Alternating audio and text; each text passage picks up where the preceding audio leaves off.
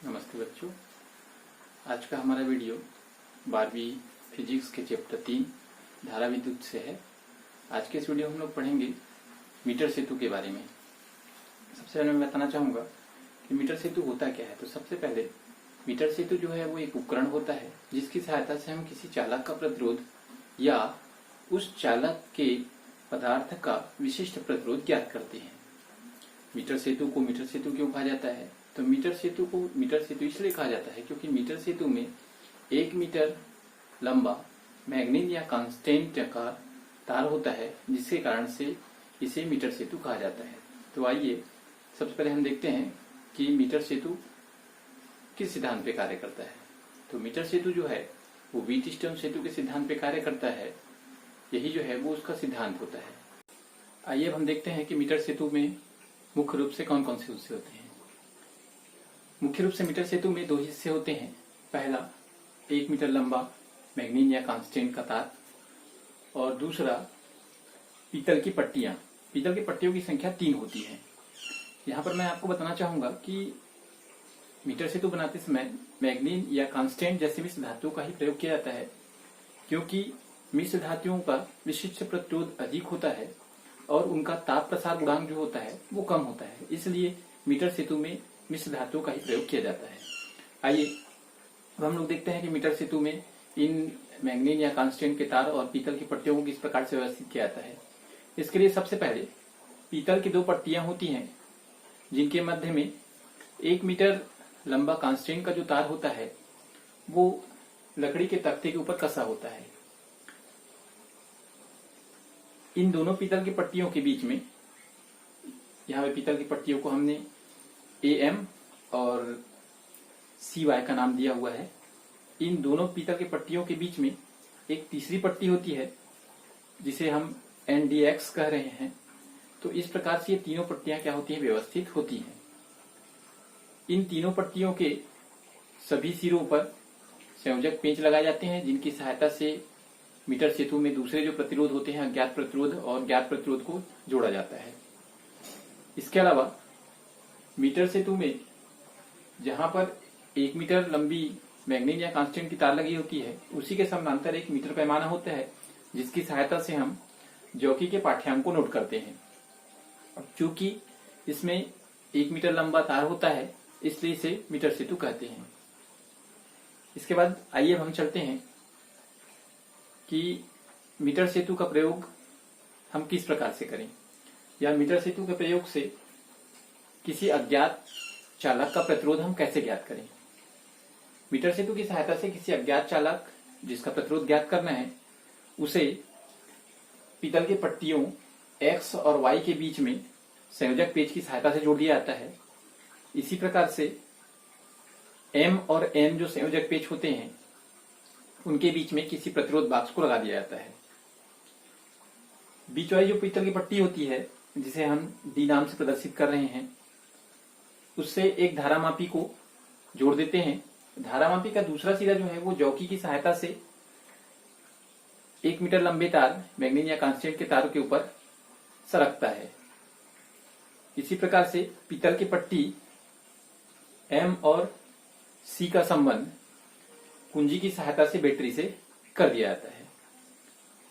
अब इसके बाद हम क्या करते हैं, सबसे पहले परिपथ से कुंजी K को निकालकर इस पूरे परिपथ में धारा प्रवाहित की जाती है।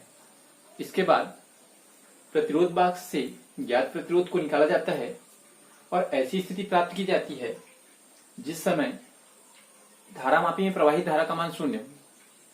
यह स्थिति जो है वो संतुलन की स्थिति कहलाती है। संतुलन की स्थिति प्राप्त होने पर हम जॉकी की स्थिति मीटर स्केल की सहायता से प्राप्त कर लेते हैं। मीटर स्केल की जो स्थिति होती है वह L कहलाती है।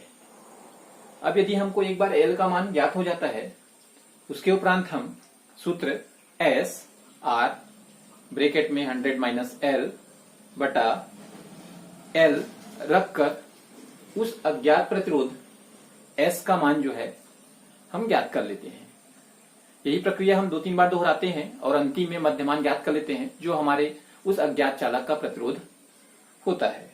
अब यदि हम प्रयोग के दौरान यह पाते हैं कि चौकी को सरकाने पर A से L दूरी पर हमको संतुलन की बिंदु B प्राप्त होती है तथा A से B की दूरी L है, तो ऐसी स्थिति में B से C की दूरी जो है वह 100 माइनस L हो जाएगी, क्योंकि पूरे तार की लंबाई जो थी वो 100 थी। तो आधे हिस्से की लंबाई L है, तो बाकी हिस्से की लंबाई 100 माइनस L हो जाएगी। अब यदि हम ये माने कि उस चालक तार के प्रति सेंटीमीटर का प्रतिरोध X है, तो ऐसी स्थिति में L लंबाई का प्रतिरोध L इंटू X हो जाएगा और चालक तार के शेष हिस्से का प्रतिरोध 100 माइनस L इंटू X हो जाएगा। अब यदि हम व्हीटस्टोन के सेतु के सिद्धांत पर चलें तो हमको पता है व्हीटस्टोन सेतु का सिद्धांत बोलता है P बटे Q बराबर R बटे S। यहां पर हम P का मान Lx रख देते हैं, क्योंकि चालक तार के प्रथम हिस्से का जो प्रतिरोध है वो Lx है और Q के बदले में 100 माइनस L X रख देते हैं और जो R है वो हमारे प्रतिरोध बाक्स का ज्ञात प्रतिरोध है, जिसका मान हमको पता है कि हमने प्रतिरोध बाक्स से कितना ओम का प्रतिरोध जो है निकाला हुआ है, और S जो है ज्ञात प्रतिरोध का मान होता है। इस प्रकार से हमको S सूत्र प्राप्त होता है S is equal to R 100 minus L by L, जहां पर हमको R का मान पहले से पता है और L वह दूरी है जहां पर हमको संतुलन की स्थिति प्राप्त होती है। इस प्रकार से सूत्र की सहायता से हम अज्ञात प्रतिरोध का मान जो है वो ज्ञात कर सकते हैं। आइए अब हम देखें कि मीटर सेतु का प्रयोग करते समय हमको किन किन बातों की सावधानी रखनी चाहिए। मीटर सेतु का प्रयोग करते समय सबसे महत्वपूर्ण सावधानियों में से है कि मीटर सेतु का प्रयोग जब हम कर रहे हों तो ऐसी स्थिति में हमारे सारे जो संयोजक पेच होते हैं वो अच्छी तरह से कसे हुए रहने चाहिए। दूसरा, जब मीटर सेतु का प्रयोग कर रहे हों तभी हमको मीटर सेतु में धारा प्रवाहित करनी चाहिए। यदि हम ऐसा नहीं करते हैं तो मीटर सेतु में धारा प्रवाहित होने के कारण परिपथ गर्म हो जाएगा और परिपथ के गर्म होने के कारण से उसका प्रतिरोध बढ़ जाएगा। मीटर सेतु में प्रयोग करते समय हमको एक बात का ध्यान रखना होता है कि जब हम चौकी को सरकाकर संतुलन की स्थिति प्राप्त करते हैं तो चौकी को सरकाते समय हम मीटर जो तार होता है कांस्टेंट की, उसके ऊपर रगड़ के नहीं चलाना चाहिए। रगड़ के चलाने से जो तार का व्यास है या अनुप्रस्थ काट का जो व्यास होगा वो कम हो जाएगा। ऐसी स्थिति में हमारा जो पाठ्यांक जो प्राप्त होगा वो पूरा पाठ्यांक प्राप्त हो जाए।